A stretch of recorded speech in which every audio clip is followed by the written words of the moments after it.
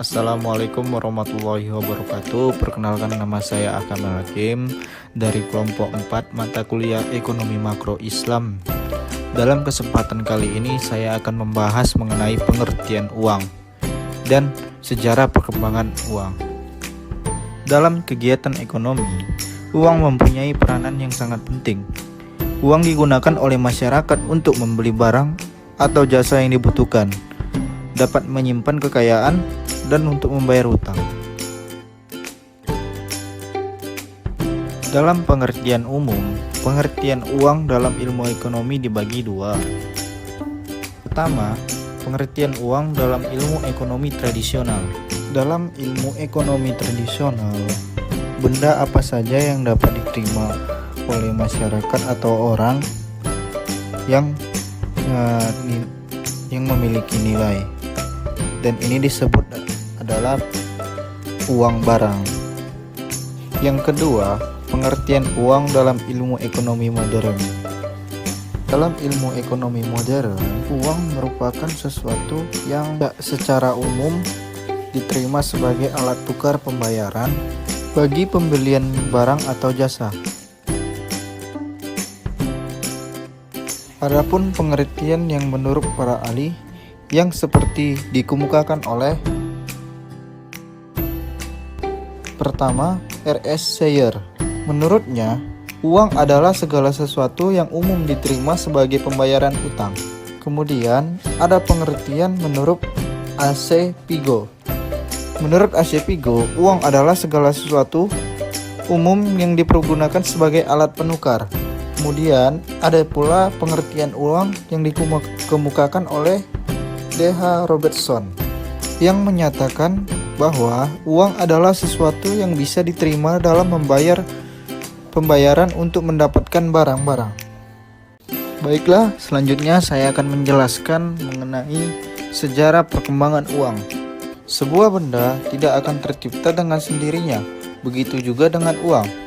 Pada awalnya, manusia belum mengenal kegiatan tukar-menukar, karena dulu orang memenuhi kebutuhannya dengan usaha sendiri. Manusia berburu ketika ia lapar, membuat makanan sendiri dan bertanam, membuat pakaian sendiri dan bertanam untuk mendapatkan bahan makanan. Namun, apa yang mereka produksi ternyata tidak cukup untuk memenuhi kebutuhan mereka. Lalu, mereka mencari orang yang ingin bertukar barang dengan barang yang mereka butuhkan. Dan dari situlah muncul sistem barter, barang tukar barang.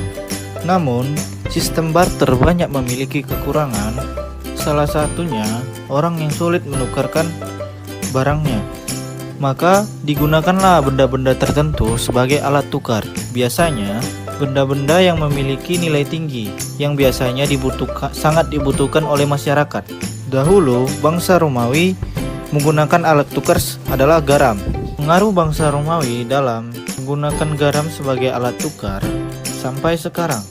Dalam bahasa Inggris, upah disebut salary, yang berasal dari bahasa Latin, yaitu salarium, atau disebut garam. Meskipun alat tukar ada, tapi masih saja dijumpai banyak kesulitan. Itu kurangnya daya tahan benda-benda tersebut sehingga tidak tahan lama.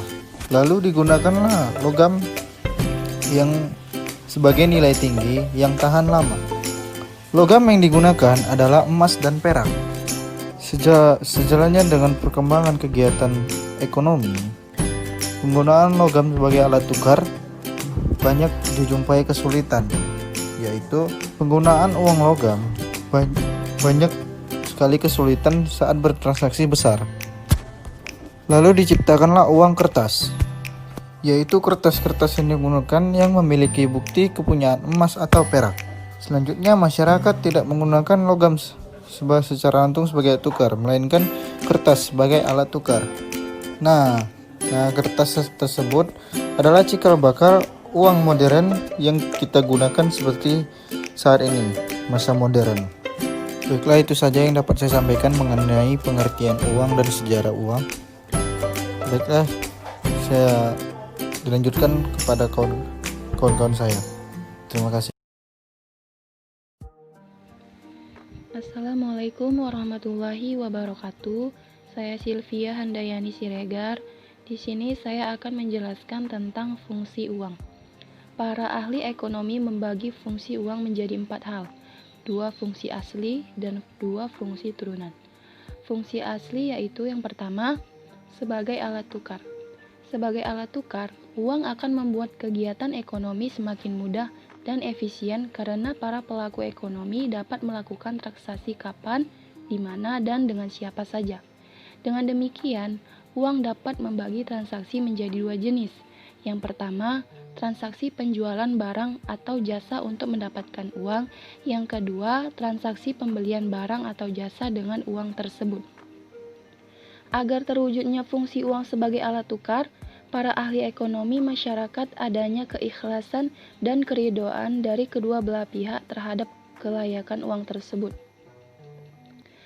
Nah, yang kedua, sebagai satuan hitung. Penggunaan uang sebagai salah satuan hitung akan memudahkan masyarakat menentukan nilai suatu barang. Imam Abu Hamid Al-Ghazali mengibaratkan uang bagaikan cermin.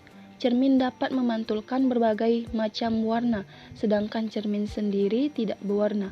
Dalam arti, uang berfungsi sebagai ukuran nilai yang dapat merefleksikan harga benda yang ada di hadapannya.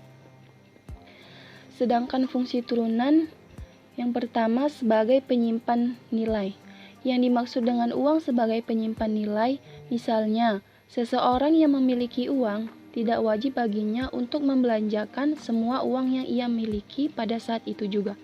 Tetapi, ada kalanya ia mengakhirkan dan menyimpan uang tersebut untuk kebutuhan-kebutuhan mendatang. Nah, yang kedua, sebagai alat penundaan pembayaran. Transaksi-transaksi barang dan jasa seringkali dilakukan dengan pembayaran tertunda atau kredit. Misalnya, Agus menjual jas di pasar, lalu datanglah seorang pembeli, tetapi pembeli tersebut tidak membawa uang cukup. Maka, Agus menjualnya dengan sistem kredit. Nah, lanjut kita masuk materi klasifikasi uang. Yang pertama, uang barang. Uang barang adalah alat tukar yang memiliki nilai komoditi atau bisa diperjualbelikan apabila barang tersebut digunakan bukan sebagai uang. Ada 3 kondisi utama agar suatu barang bisa dijadikan uang. Yang pertama, kelangkaan, yaitu persediaan barang itu harus terbatas. Yang kedua, daya tahan, barang tersebut harus tahan lama. Yang ketiga, nilai tinggi. Maksudnya, barang yang dijadikan uang harus bernilai tinggi sehingga tidak memerlukan jumlah yang banyak dalam melakukan transaksi. Nah, yang kedua, uang logam. Kemudian terhadap barang yang bisa digunakan sebagai uang jatuh pada logam-logam mulia seperti emas dan perak. Mengapa emas dan perak?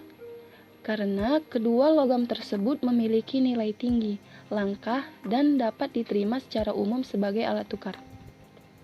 Nah, yang ketiga, uang kertas.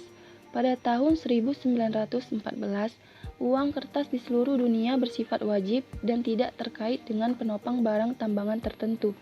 Uang kertas terbagi menjadi 3 macam, yaitu uang pengganti, uang dokumen bukti, dan uang jaminan. Yang kelima, uang giral. Yang dimaksud dengan uang giral adalah uang yang beredar pada bank yang dapat diambil oleh si pemegang sewaktu-waktu. Keuntungan uang giral sebagai alat pembayaran adalah yang pertama, kalau hilang dapat dilacak kembali sehingga tidak bisa diuangkan oleh yang tidak berhak. Yang kedua, dapat dipindah tangankan dengan cepat dan ongkos yang rendah. Yang ketiga, tidak diperlukan uang kembali sebagai cek dapat ditulis sesuai dengan nilai transaksi. Sampai di situ saja penjelasan dari saya. Wassalamualaikum warahmatullahi wabarakatuh. Assalamualaikum warahmatullahi wabarakatuh. Saya Novita Oktavia. Saya akan melanjutkan materi yang berikutnya, yaitu jenis uang dan uang dalam pandangan Islam. Jenis uang terbagi atas 3. Yang pertama, uang kartal. Uang kartal ialah uang yang sehari-hari kita gunakan sebagai alat transaksi atau pembayaran yang sah dan wajib diterima oleh semua masyarakat. Uang kartal juga biasa disebut sebagai uang primer. Uang kartal terbagi menjadi dua bagian, yaitu uang logam dan uang kertas. Yang kedua ada uang giral. Uang giral adalah saldo tagihan yang ada di bank, dan uang giral bukanlah alat pembayaran yang sah karena dapat ditolak. Uang giral hanya berlaku antara pihak yang berhutang dan pihak yang berpiutang. Pembayarannya menggunakan cek ataupun giro. Yang ketiga, ada uang dinar dan dirham. Saat ini bisa dikatakan negara yang telah mencetak uang dinar dan dirham kembali hanya negara Indonesia. Di Indonesia sendiri, dinar dan dirham mulai dicetak kembali pada tahun 2000 dan mengikuti ketetapan Khalifah Umar bin Khattab.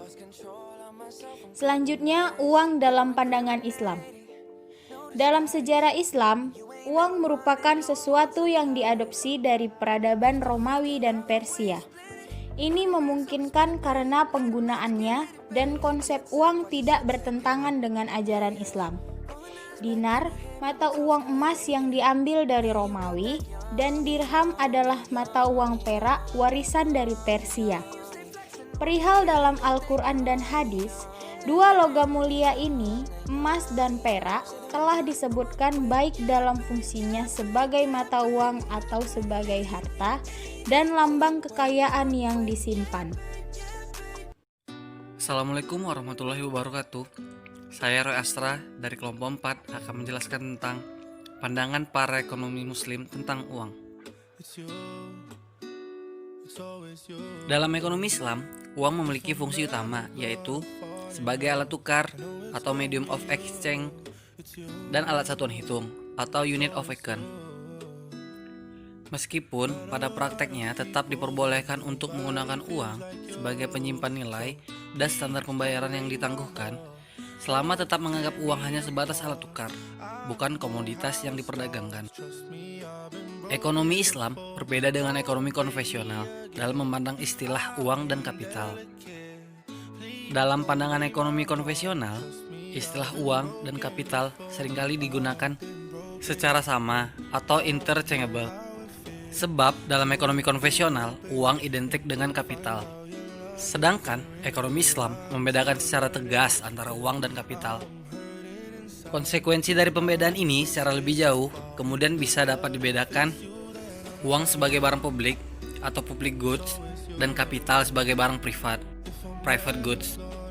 Selain itu, uang juga merupakan sesuatu yang bersifat flow konsep, sedangkan kapital bersifat stock konsep. Sehingga dalam ekonomi Islam, uang harus mengalir dan beredar di masyarakat. Dengan kata lain, tidak boleh diendapkan dan ditimbun.